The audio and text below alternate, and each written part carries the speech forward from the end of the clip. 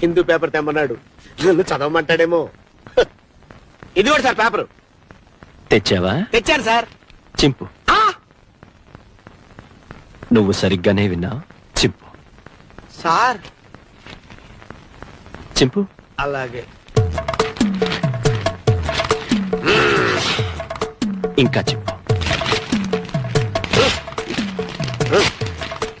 ఇంకా చింపు.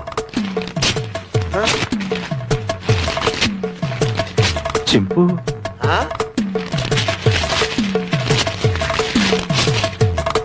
ఇంకా చింపు.